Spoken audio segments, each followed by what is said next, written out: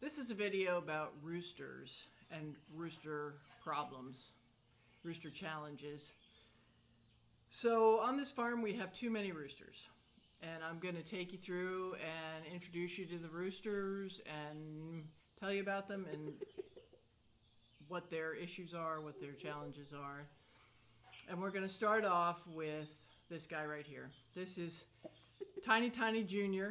He's a pet and he doesn't have any place to be. I don't know what to do with him.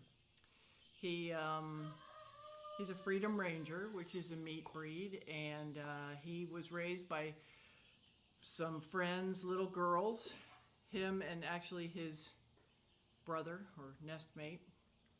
And they were two runty chicks who turned out to, they were not thriving. They didn't seem like they were going to make it brooding with the rest. And so they took these two chicks home and raised them.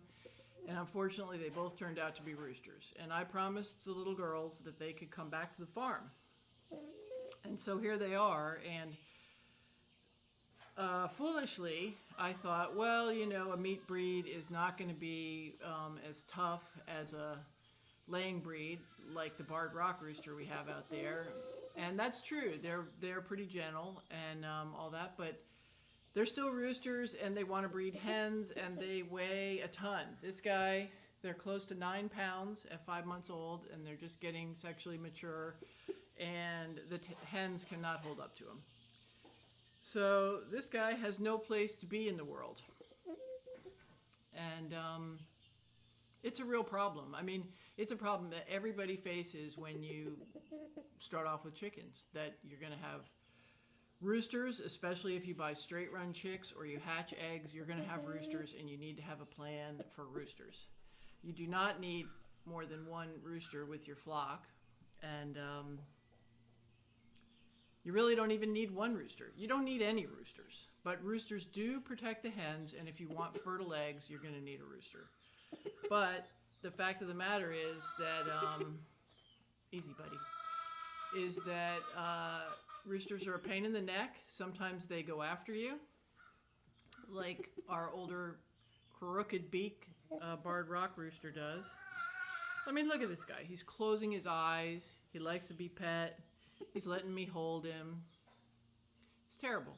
I was going to butcher him, honestly. Oh, I know. I was going to. But I didn't. Here you are. You're all right. So I've decided to try to let him and his brother, who's equally big and equally tame, maybe even more tame. This guy seems to be the dominant one. I've decided to try to put them together in a bachelor situation. Let them live together. They don't live very long, maybe a year or two, and live out their days, because that's kind of the promise that you make when you make a pet out of an animal. It's another good reason not to make pets out of male animals in general that are going to be butchered, because it is heartbreaking. And it is also kind of a deal you make with the animal that you make a pet out of them. They trust you, and seems like that trust ought to include, taking care of them. Anyway, these guys came home, and I had every intention of butchering them, but I just can't bring myself to do it. So here's another part of the rooster problem. This is Tiny. He's the other one of the Freedom Ranger chicks that turned out to be a roo.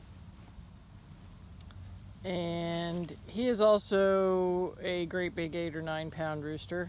And you see those tiny little hens next to him, who he adores, but they're really not going to stand up to being bred by him.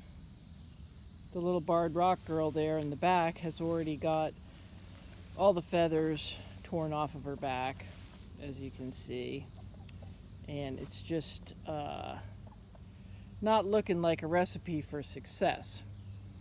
So I'm going to catch Tiny and put him with Tiny Jr. and see if we can start a bachelor flock. What do you think, Tiny?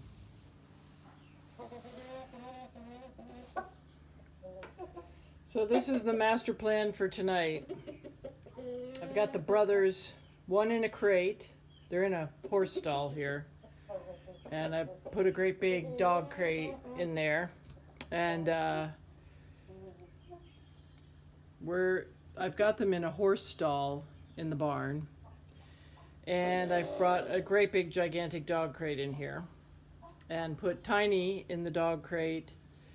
And Tiny Jr. has been roosting on top of it. So these guys were fighting pretty good before when they had hens, and I suspect that they will have some squabbles getting acclimated. But this is the best way actually to introduce birds, is to put newcomers in a crate inside the enclosure and let them have a look at each other for a while before you cut them loose. So here they are with Tiny in the crate and Tiny Jr. on top of the crate. And we'll see how they act tomorrow, and if they seem like they want to fight or be buds or what it is. So this is what's going on this morning. These two meatheads are fighting through the crate. Obviously not ready to be bachelors together.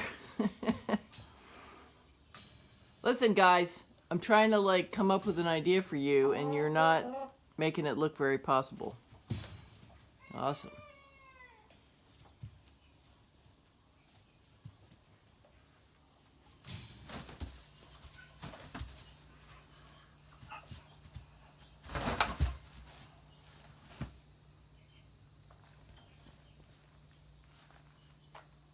Oh, it's the submission hold.